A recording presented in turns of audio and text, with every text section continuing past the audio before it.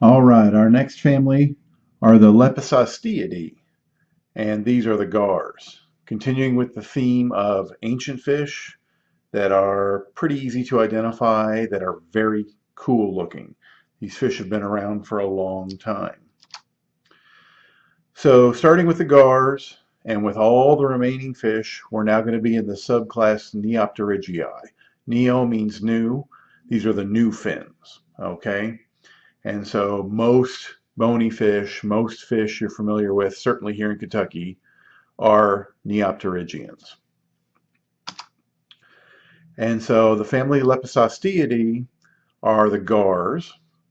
And as I mentioned, this is a family that's been around for 100 million years. They are very easy to identify, very obvious looking. We've got 4 species that we can find here in Kentucky. So they've got that long tubular body and a large snout with lots of sharp teeth. They also have ganoid scales. And you'll recall the ganoid scales are diamond shaped and they're covered with ganoin, which is a type of enamel, makes them very tough. And they don't overlap. They butt up next to each other. This ganoid skin is so tough that Native Americans used to use their skin for armor plating. It's really, really tough. It can be very sharp, and I've actually gotten pieces of ganoid scale caught in my hand, and it hurt really bad. So you got to be careful when you're handling these things. Now here's just an example. These are some students that we took out, and the students are always interested in the Gars because they're so cool looking. So there's a Longnose Gar. There's a couple more Longnose Gars. Those are not as common, at least around here, at least in the lake anyway. These fish have the Physostomous gas bladder. So their gas bladder is connected to their esophagus. It's not closed off. And that allows them to gulp air so they can tolerate low oxygen levels. They can go to the surface and gulp air and do very well. Now, whereas our last 2 groups, the sturgeon and the paddlefish, we made a big deal about how those fish are important sources of caviar. This is another ancient group. Are they also an important source of caviar? No. In fact, their caviar is toxic to certain organisms. Some organisms can tolerate their eggs very well, but others, their eggs are very toxic. And so this is presumably a defense mechanism to protect their eggs. So we don't use these for caviar. But are they good to eat? They are really good to eat. And a lot of people don't realize this. This is one of those fish that people call a trash fish, which gets me so angry. But they're really not. In fact, in your Fishes of Tennessee, it mentions that they're a good poor man's lobster. And we've experienced this. We had a taste test at the end of ichthyology one summer. We had a fish fry where we fried up a bunch of different species, didn't tell the students what they were, had them vote, and the gar was chosen their favorite one. The downside is because of those ganoid scales, they're difficult to clean. You pretty much need a pair of tin snips to get going. But once you get to the meat, it's really good meat. So the 4 species we have in Kentucky are the Longnose Gar, which some people will call a billy gar. And we have the Shortnose Gar, which people will also call a billy gar. We have the Spotted Gar and the Alligator Gar. Now the Alligator Gar is one that we're trying to reintroduce. We're probably near the northern limit of the range of the Alligator Gar. And so a lot get released. They probably don't stick around. They probably don't like the winters around here. But there's a lot of effort to get them reestablished because they are a native fish that was driven out of the water. They're very cool.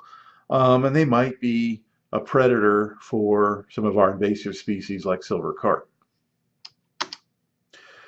Now, how do you tell the Longnose Gar from the Shortnose Gar? Well, you look at the nose. Duh. But when you have just one in your hand, if you've got 2 next to each other, like in this picture, it's very obvious to tell which one has the long nose and which one has the short nose. When you only have a single one in your hand and nothing to compare it to, it's not always that easy. And so you don't really look at the length of the nose, but the width of the nose. The short nose, the width of the snout is great at the nares, at the nostrils, is greater than the eye diameter. But the long nose, the width at the nares is less than the eye diameter. So that long nose is long and thin, the short nose is short and stout. And this is from Fishes of Tennessee. And again, by looking at the shape of the head, you can identify them. So you can see that long nose and how it's long and thin relative to the short nose and the spotted. The short nose and the spotted have very, very similar head shapes. The alligator gar, its head is shaped more like an alligator, and it's a little bit easier to recognize. So how do we tell that spotted gar from the short-nosed gar? Well, it's got spots. Again, duh. But the short-nosed gar, will also have kind of spots on it, but the spotted gar has very obvious spots, and especially on top of the head. And so here you can see spots on the side, but it's when you see those spots on top of the head and on top of the snout. That's how we identify a spotted gar relative to a short-nosed gar. And this is a cool picture. I'm guessing this is probably a short-nosed gar, but Matt Thomas, who's the state ichthyologist here in Kentucky, sent me this. This was caught in Cypress Creek. And this is what they call a golden gar. And it's not super common in gar, but it's maybe a little bit more common in the gar than in other species. What this really is a genetic condition called xanthochromism. And this is one of those conditions where you get a funny colored organism. And so these are very interesting to people who hunt and fish. In xanthochromism, the organism doesn't produce red pigment very well, and so it tends to be dominated by yellow pigment, or the red pigment gets converted to yellow pigment. Anyway, the organism is very yellowish. Like I said, you see this in gar. I've never seen one before, but from what I understand, it happens enough that they have a name for it, the golden gar. But it's not just gar. Other fish, you find examples of this. And again, these are pretty rare, but if you ever catch a fish like this, that's probably what's going on. It's just a genetic condition. Now, of course, this is an alligator gar, and they're fairly easy to identify, often by their size, but also by the shape of their head. What a great fish. I mean, there's no other reason to reintroduce them that to have a fish this big and this ferocious looking and this cool, that's enough reason for me, right? They're becoming very popular with bow fishermen because of their enormous size. The gar in general are popular among bow fishermen because they tend to hang out at the surface, and so they're easy to find and easy to shoot with a bow. But I mean, where else are you gonna find a fish in freshwater this big? That's what's so cool about them. The world record alligator gar is from this picture, so it goes back a long way, but reportedly it was about 150 kilograms, so that's about 300 some pounds. What a great fish. One of the other diagnostic characteristics is this double row of teeth, and I think in some of the other gars sometimes you'll see a second row of teeth, but it's really prominent and really obvious in the alligator gar. Another thing is, this is very cool that I found.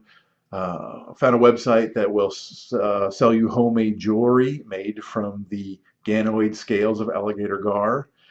Who wouldn't want a necklace with a gar scale on it with a hand-drawn picture of Texas on it? I think that's kind of cool. The website's right there. This is a famous picture, which I think, again, is just that old school cool. There's just a lot of great things going on in this picture. Obviously, this guy has hooked this alligator gar. Old guy in a pith helmet smoking a cig with that big old school bait caster locked into this ferocious alligator gar. They're both standing up in this rickety, probably old boat, and the one guy is trying to shoot it with an old recurve bow. That's just an awesome picture, but that's a classic picture you see with the alligator gar. And this is just another picture of one. Again, a very cool species. We're trying to reintroduce them. I've never held one in my hands. I'd love to get one someday. Hopefully these will become more common as we stock them.